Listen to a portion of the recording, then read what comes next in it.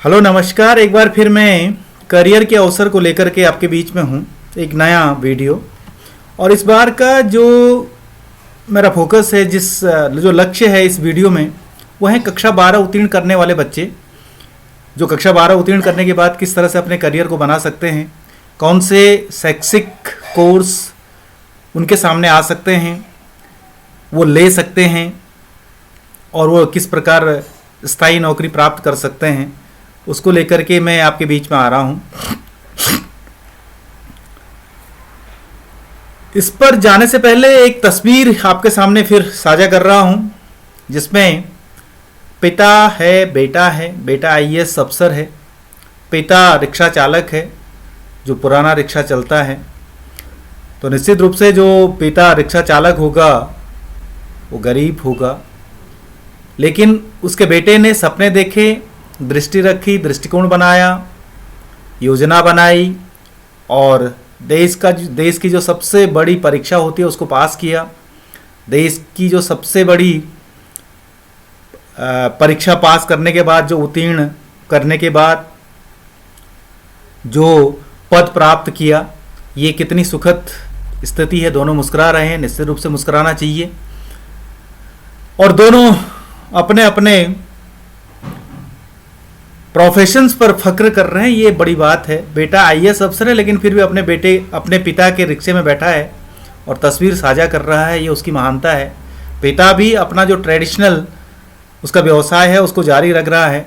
तो ये एक सुखद तस्वीर है और ये निश्चित रूप से आपके लिए एक प्रेरणा साबित होगी, ऐसा मेरा मानना है कि आप इस तस्वीर से कुछ सीख पाएँ, कुछ अपने बारे में मंथन कर सकें।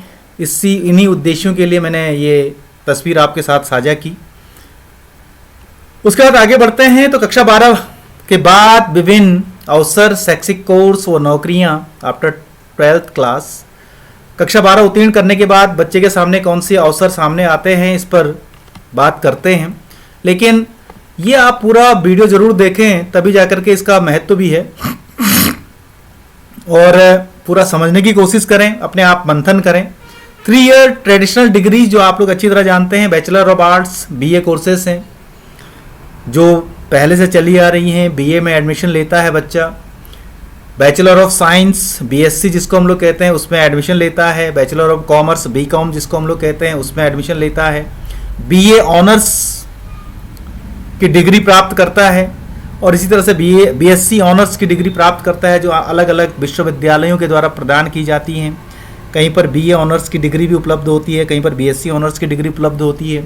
लेकिन बीए, बीएससी, बीकॉम ये डिग्रियां सभी जगह उपलब्ध होती हैं, सभी विश्वविद्यालयों के द्वारा ये संचालित की जाती हैं। तो ये कुछ डिग्रियां हैं जिनको बच्चा प्राप्त करता है, अपना शैक्षिक ज्ञान आगे बढ़ाता है, पहली शैक्षिक डिग्री प्राप्त करता है शिक्षा के क्षेत्र में। इसी एक चीज़ और जो वर्तमान में चल रही है, जिसको हम लोग CBCS कहते हैं, चॉइस बेस्ड क्रेडिट सिस्टम। इसमें कुछ जो ट्रेडिशनल रूप से चलाया जा रहा था, बीए, बीएससी या बीकॉम, उसमें कुछ फेरबदल कर दिया गया है। एक अलग से सब्जेक्ट बच्चे को पढ़ने के लिए मिल रहा है, उसका फिर उसमें पॉइंट मिलते हैं, उन पॉइंट के आधार पर उसको डिग्री उपलब्ध कराई जाती है या श्रेणी उपलब्ध कराई जाती है। बैचलर ऑफ आर्ट्स की बात करें तो बीए में और बीए ऑनर्स में कुछ सब्जेक्ट, जो प्रमुख सब्जेक्ट हैं, वो कुछ इस तरह से हैं। लैंग्वेजेस हैं जिसमें हिंदी, इंग्लिश, संस्कृत या फ्रेंच या बहुत सारे फॉरेन लैंग्वेजेस हैं। इकोनॉमिक्स है जो हमेशा सदाबहार सब्जेक्ट रहा है। पॉलिटिकल साइंस है, सोशोलॉजी है, लाइब्रेरी साइंस है, साइकोलॉजी है, फाइन आर्ट्स हैं, हिस्ट्री है, फिलोसफी है। ऐसे बहुत सारे सब्जेक्ट और भी हैं जो अलग अलग यूनिवर्सिटीज़ में अलग अलग रूप से संचालित किए जाते हैं, और अलग अलग यूनिवर्सिटी में हर एक सब्जेक्ट का अलग अलग महत्व भी होता है, वहाँ की फैकल्टी पर निर्भर करता है। तो ये बैचलर ऑफ आर्ट्स के। बैचलर ऑफ साइंस की बात करें तो उसमें जिसमें ऑनर्स भी हैं और ऑनर्स कोर्सेज भी हैं, और बीएससी कोर्सेज जिनको हम लोग कहते हैं, कहीं पर बहुत सारे बीएससी कोर्सेज भी बहुत सारे नामों से दिया जाता है। बीएससी पीसीएम, बीएससी जेडबीसी, ऐसे नाम दिए जाते हैं। लेकिन जो मुख्य सब्जेक्ट हैं वो मैथमेटिक्स है, फिजिक्स है, केमिस्ट्री है, जूलॉजी है, बॉटनी है, जियोलॉजी है, जियोग्राफी है। जियोग्राफी भी कभी आर्ट्स में रखा जाता है, कभी साइंस में रखा जाता है। स्टैटिस्टिक्स है। इसके अलावा और भी बहुत सारे बीएससी के कोर्सेज, बीएससी के सब्जेक्ट्स हैं जिनको बच्चा अपना करियर के लिए चुन सकता है, उसमें एडमिशन ले सकता है। यहाँ पर वर्तमान में जो ग्रेजुएट लेवल के जितने भी कोर्सेज हैं उनके लिए एक पूरे भारत स्तर पर एक टेस्ट लिया जा रहा है जिसको एंट्रेंस टेस्ट कहते हैं, और अभी वो उसकी शुरुआत हो चुकी है, तो ये ध्यान रखें। Bachelor of science in other subjects, ये कुछ बीएससी जो है वो कुछ अन्य विषयों में की जा सकती है, हट करके जो ट्रेडिशनल सब्जेक्ट है उनसे हट करके। बीएससी एग्रीकल्चर अपने आप में एक महत्वपूर्ण विषय है। बीएससी हॉर्टिकल्चर, जिनको हॉर्टिकल्चर के क्षेत्र में इंटरेस्ट है तो वो इसको अपना सकते हैं। बीएससी फॉरेस्ट्री है, इसी तरह से बीएससी कंप्यूटर साइंस है, बीएससी होम साइंस है, बीएससी अप्लाइड मैथमेटिक्स हैं, तो ये बीएससी के कुछ नए सब्जेक्ट सामने आए। बीएससी बायोकेमिस्ट्री है, इसी तरह से बीएससी बायोटेक्नोलॉजी है, बीएससी डेयरी साइंस है, बीएससी माइक्रोबायोलॉजी है। इसके अलावा और भी बहुत सारे नए बीएससी के सब्जेक्ट्स सामने आ चुके हैं, जिनमें कि एक ही सब्जेक्ट में, या यूँ कहें कि एक सब्जेक्ट में प्रमुखता देते हुए बीएससी की डिग्री प्रदान की जाती है। उसके अलावा बैचलर ऑफ कॉमर्स की बात करें, बीकॉम की बात करें, तो उसमें बीकॉम, जिसको हम लोग ट्रेडिशनल और रेगुलर डिग्री कहते हैं, जिसको बैचलर ऑफ कॉमर्स के नाम से जाना जाता है। एक और बीकॉम की डिग्री कंप्यूटर के क्षेत्र में दी जाती है, जो अलग अलग यूनिवर्सिटीज़ में।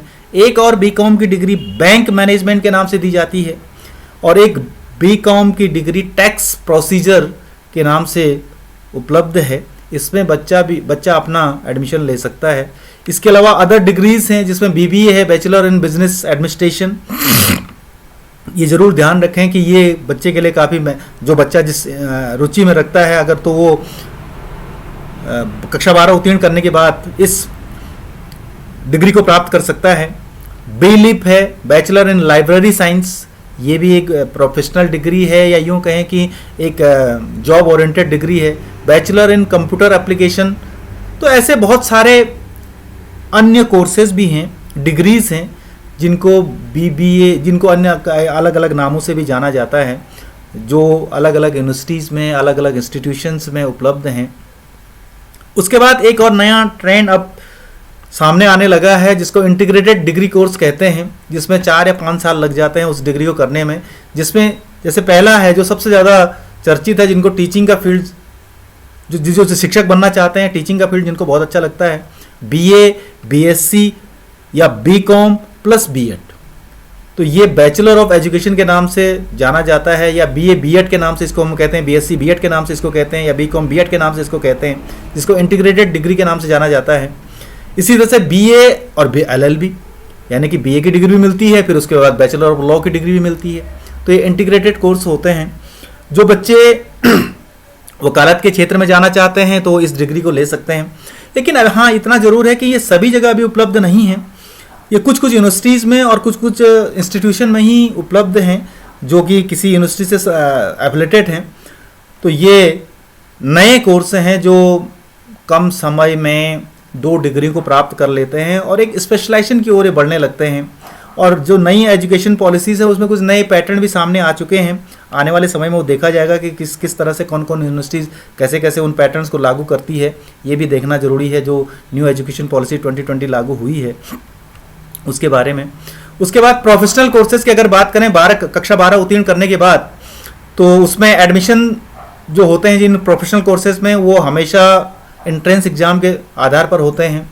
इसमें जो प्रोफेशनल कोर्सेज सबसे महत्वपूर्ण है वो है ICWA, institute of cost and works accountant. ये एक बहुत प्रोफेशनल डिग्री है। इसी तरह से CS कंपनी सेक्रेटरी, ये एक प्रोफेशनल कोर्स है जिसमें कॉमर्शियल रूप से इसको देखा जाता है। CA चार्टर अकाउंटेंट, लगभग जिसको पूरा करने में 4-4.5 साल से 5 साल तक का समय लग जाता है CA करने में। लेकिन चार्टर अकाउंटेंट की डिग्री मिलने के बाद फिर काफ़ी उसका अपना स्वरोजगार या किसी कंपनी में या किसी सरकारी संस्थान में उसको बहुत अच्छी नौकरी मिल सकती है। तो ये कुछ कोर्सेज हैं जिनको बच्चा कर सकता है और वहाँ पर एडमिशन ले सकता है। उसके बाद एक ट्रेडिशनल, जिसको इंजीनियरिंग कोर्सेज जिसको हम लोग कहते हैं, BA करने के बाद, कक्षा 12 उत्तीर्ण करने के बाद, और इसके लिए BTech की डिग्री उसको उपलब्ध होती है, बैचलर ऑफ टेक्नोलॉजी, जिसमें लगभग 4 साल लग जाते हैं। और सब्जेक्ट्स जो 12 में होने चाहिए वो फिजिक्स केमिस्ट्री मैथ्स होने चाहिए, तभी जा कर के वो इंजीनियरिंग कोर्सेज कर सकता है। और जो एडमिशन है वो आप सभी जानते हैं, बड़ा चर्चित नाम है, जेई मेन कहते हैं और जेई एडवांस कहते हैं। दो तरह के, दो लेवल के टेस्ट होते हैं। जेई मेन पार करके जो अच्छे मेरिट में आते हैं फिर वो जेई एडवांस का टेस्ट करते हैं, और उसके बाद फिर जो एडमिशन है वो एडमिशन आईआईटीज़ में, Indian institute of technologies, NITs में, नेशनल इंस्टीट्यूट ऑफ टेक्नोलॉजी, इन संस्थानों में जो देश के जाने माने संस्थान हैं और उच्च स्तर के संस्थान हैं उनमें ये एडमिशन ले सकते हैं। जो ट्रेड्स हैं उसके अलावा और अन्य जो इंजीनियरिंग कॉलेजेस हैं उनमें बच्चा एडमिशन ले सकता है इन एंट्रेंस टेस्ट को पास करके। और जो ट्रेड्स हैं वो ये विशेष कर रूप से ट्रेड्स हैं, सिविल इंजीनियरिंग है, मैकेनिकल इंजीनियरिंग है, एरोनॉटिकल इंजीनियरिंग है, मैराइन इंजीनियरिंग है, ऑटोमोबाइल इंजीनियरिंग है, सेरेमिक इंजीनियरिंग है, इंफॉर्मेशन टेक्नोलॉजी इंजीनियरिंग है, केमिकल इंजीनियरिंग है, या एग्रीकल्चर इंजीनियरिंग है, या इंडस्ट्रियल इंजीनियरिंग है। ये बहुत सारे ट्रेड्स हैं, बहुत सारे कोर्सेस हैं, बहुत सारे डिग्रियां हैं, बहुत सारे डिग्रियां जिनमें हैं, जिनमें बच्चा प्राप्त कर सकता है। और जो पॉलिटेक्निक का ही विस्तृत रूप इसको हम लोग कह सकते हैं, जहाँ पॉलिटेक्निक में डिप्लोमा कोर्सेज होते हैं तो यहाँ पर डिग्री कोर्सेज होते हैं। ये जो इंजीनियरिंग कोर्सेज या कहते हैं हम लोग, जो 12 करने के बाद जो हम लोग बोलते हैं, तो ये डिग्री कोर्सेज उपलब्ध होती हैं।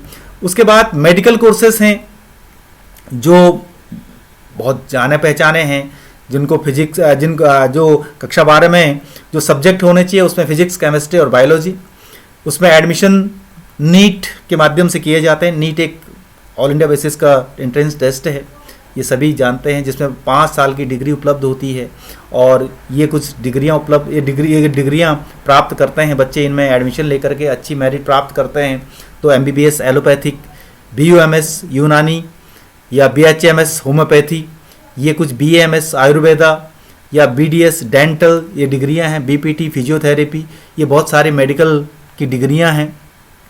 फिर एलाइड हेल्थ साइंसेस कोर्सेज हैं कुछ, जो कक्षा 12 उत्तीर्ण करने के बाद बच्चा इनमें एडमिशन ले सकता है। एडमिशन एंट्रेंस टेस्ट के माध्यम से होते हैं, जिसमें बी फार्मा बहुत 4 साल का ही कोर्स होता है, बीएससी नर्सिंग है, या बीएससी मेडिकल लैब टेक्नोलॉजी है, या बीएससी रेडियोथेरेपी है। ये भी अब नए क्षेत्र सामने आ चुके हैं, विशिष्टताएं हो रही हैं, तो ये भी इस तरह से बीएससी के और बी फार्मा के कोर्सेज नए नए रूप में सामने आए हैं और इनको बहुत ज़्यादा बच्चे पसंद करते हैं। और जॉब ओरिएंटेड कोर्स भी इनको कह सकते हैं, प्राइवेट में भी कह सकते हैं और सरकारी में भी कह सकते हैं।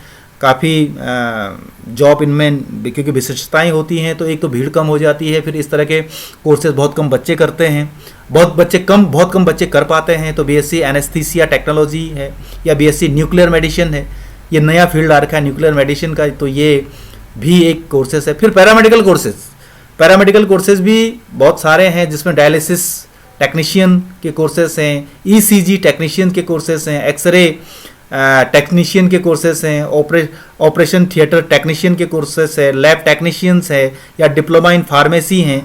ये diploma in pharmacy generally polytechnic में किया जाता है, ये पॉलिटेक्निक इंस्टीट्यूशन में डिप्लोमा इन फार्मेसी होता है, जिसको डी फार्मा के नाम से जाना जाता है।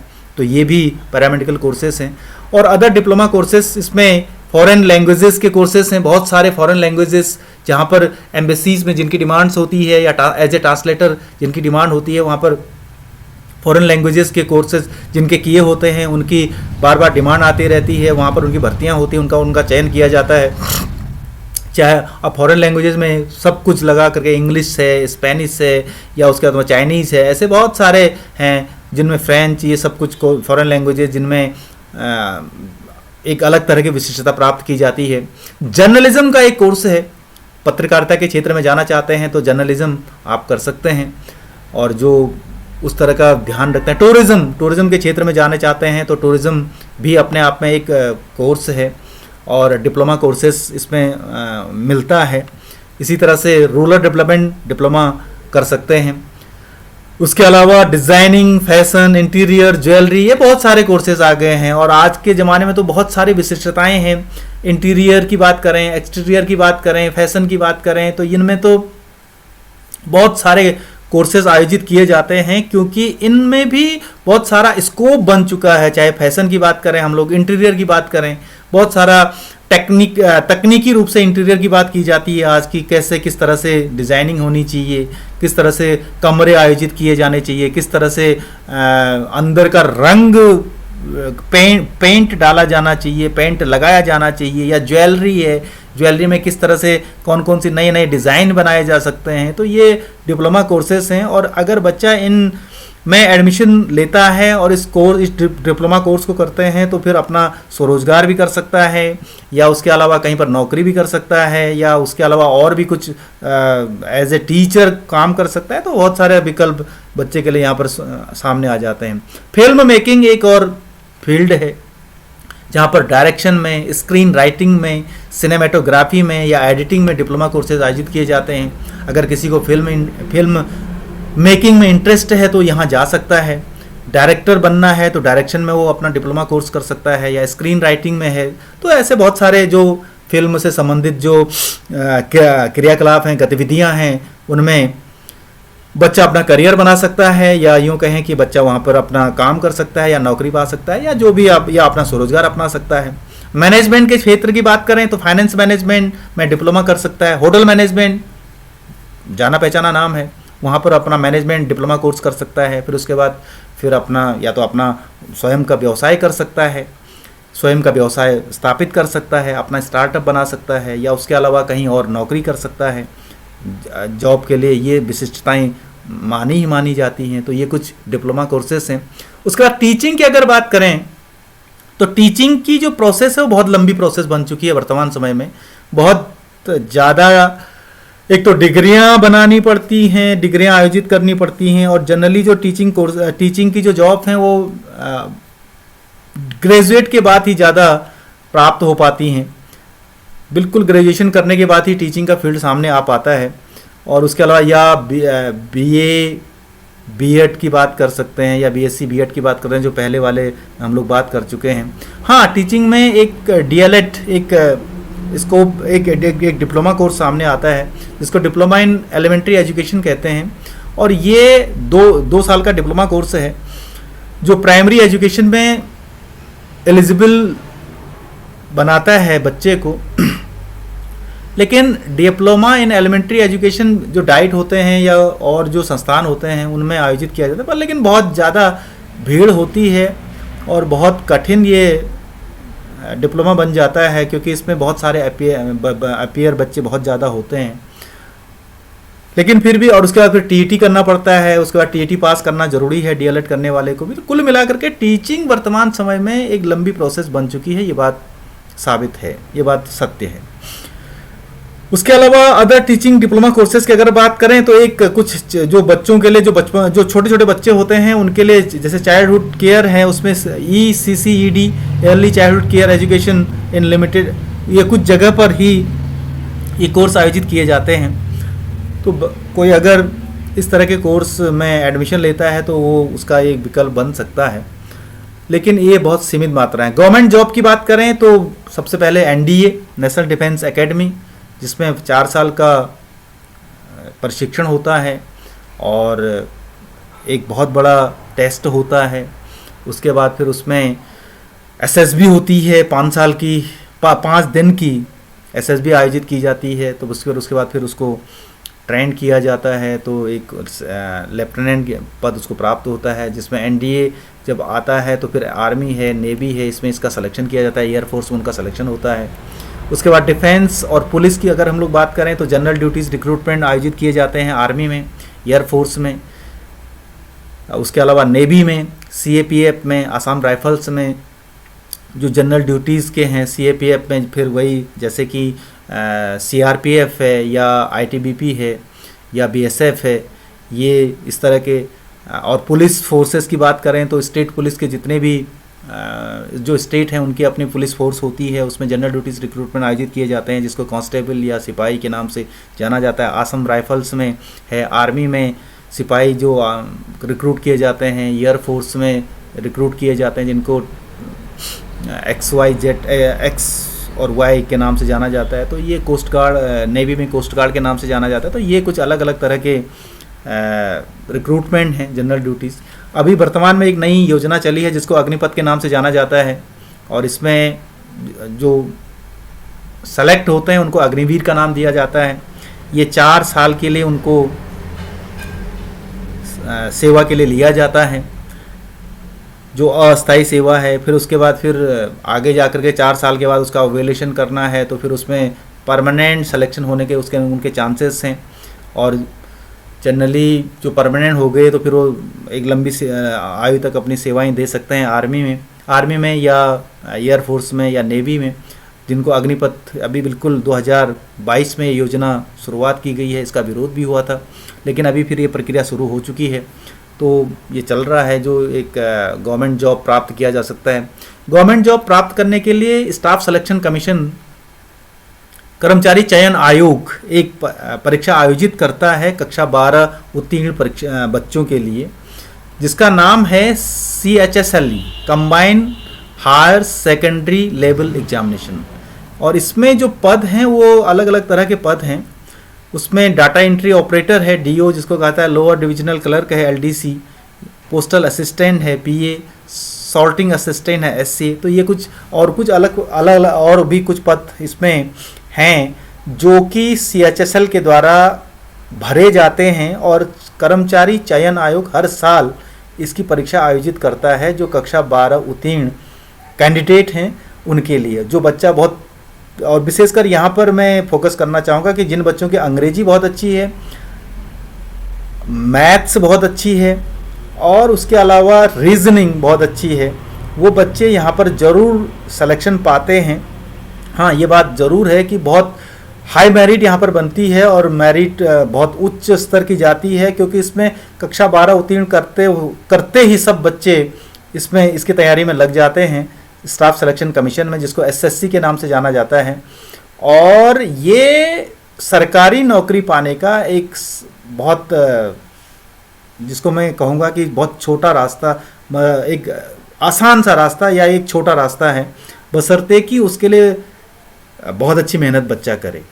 तो ये है। उसके अलावा एक और यहाँ पर चेंज हो रहा है कि जो अब SSC है वो कुछ पदों को ग्रेजुएट लेवल एग्जामिनेशन में परिवर्तित करने जा रही है, जिसमें SA और PA की बात वर्तमान में चल रही है कि उन्होंने जो ग्रेजुएट लेवल एग्जामिनेशन है, जिसको CGL के नाम से जाना जाता है, उसमें ये परिवर्तित करने जा रही है। तो कुल मिलाकर के यहाँ पर ये समझना है आपको कि स्टाफ सिलेक्शन कमीशन 2 स्तरों की परीक्षाएं आयोजित करता है विशेष रूप से।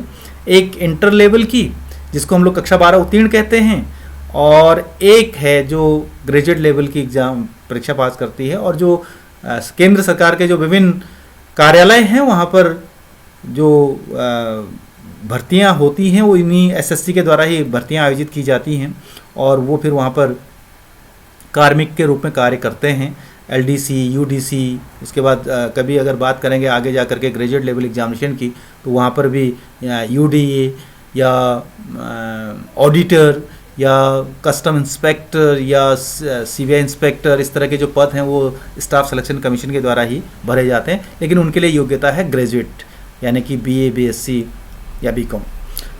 तो ये कुछ गवर्नमेंट जॉब्स हैं जो स्टाफ सिलेक्शन कमीशन के द्वारा भरे जाते हैं। और जो बच्चा जल्दी से सेटल होना चाहता है कक्षा 12 उत्तीर्ण करने के बाद, और फिर फोकस करूंगा मैं कि फोकस करूंगा कि इंग्लिश, मैथ्स और रीजनिंग और GK तो खैर सदाबहार रहता ही रहता है।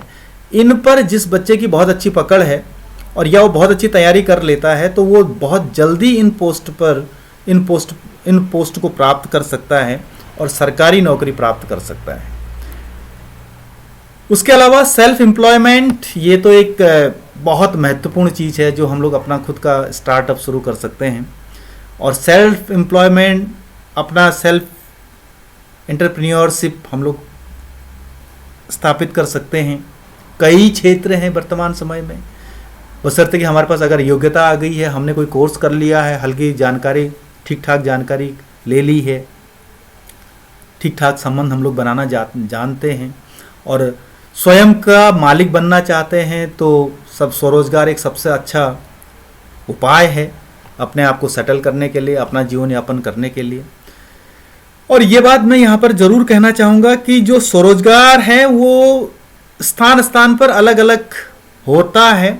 हर स्थान पर कौन सा रोजगार स्वरोजगार स्थापित होगा या व्यवसाय ठीक से चलेगा, ये खुद बच्चे को समझना चाहिए, ये खुद व्यक्ति को अपने आप जानकारी उपलब्ध करनी चाहिए, क्योंकि हर स्थान की या हर बच्चे की अपने अलग अलग सिचुएशंस होती हैं, हर बच्चे के अपने अपने, हर स्थान के अपने अपने अलग अलग परिस्थितियाँ होती हैं। तो उसके अनुसार ही रोजगार को शुरू किया जाना चाहिए। और उसके अलावा एक नया फील्ड वर्तमान में चल रहा है जिसको हम लोग ऑर्गेनिक फार्मिंग का नाम दे रहे हैं, जिसमें कि जो रासायनिक खाद है उनका उपयोग नहीं किया जाता है, बल्कि जो ऑर्गेनिक फार्मिंग है, ऑर्गेनिक जो फर्टिलाइजर्स है और ऑर्गेनिक जो खाद है उसी का हम लोग यूज़ करते हैं। और क्योंकि वो पौष्टिक होता है, हानिकारक नहीं होता है, इसलिए उसकी बहुत ज़्यादा डिमांड होती है। चाहे वो किसी भी क्षेत्र की बात करें हम लोग, चाहे कृषि की बात करें, अनाजों की बात करें, या उसके अलावा सब्जियों की बात करें, अगर ऑर्गेनिक रूप से उगाई गई हैं तो उनकी बड़ी डिमांड है, बशर्ते कि वो शुद्ध होनी चाहिए। और इस क्षेत्र में हम लोग अपना खुद स्टार्टअप बना सकते हैं, शुरू कर सकते हैं। स्वरोजगार के बहुत सारे क्षेत्र हैं, सरकार के द्वारा भी इसको और बहुत सारे प्रोत्साहन दिए जाते हैं, बहुत सारे बैंक लोन उपलब्ध कराते हैं, जिसके आधार पर हम लोग अपना स्वरोजगार स्थापित कर सकते हैं। चाहे होटल की बात करें, पर्यटन की बात करें, या कृषि की बात करें, या बागवानी की बात करें, या कुक्कुट पालन की बात करें, या उसके अलावा तुम्हारा एपीकल्चर की बात करें जिसको हम लोग मौन पालन कहते हैं। ऐसे बहुत सारे स्वरोजगार के क्षेत्र हैं। उसके अलावा छोटे मोटे कुटीर उद्योग हैं जो हम लोग स्वयं शुरू कर सकते हैं। तो ऐसे बहुत सारे हैं जहाँ पर हम लोग अपना स्वरोजगार चला सकते हैं। ये बात भी सत्य है कि वर्तमान समय में स्वरोजगार का रास्ता एक अच्छा रास्ता माना जा रहा है, क्योंकि जो सरकारी नौकरियां हैं वो बहुत कम होने लग गई हैं। तो क्यों ना हम रोजगार देने वाले के रूप में सामने अपने आप को स्थापित करें, रोजगार देने वाले के रूप में सामने आएँ। तो ये एक दृष्टिकोण हमारा बनना चाहिए। तो ये कुछ बातें थी, ये कुछ करियर के अवसर थे जो कि हम कक्षा 12 उत्तीर्ण करने के बाद अपना सकते हैं। जिस तरह से हमारे अंदर रुचियां हैं, जिस तरह से हमारे अंदर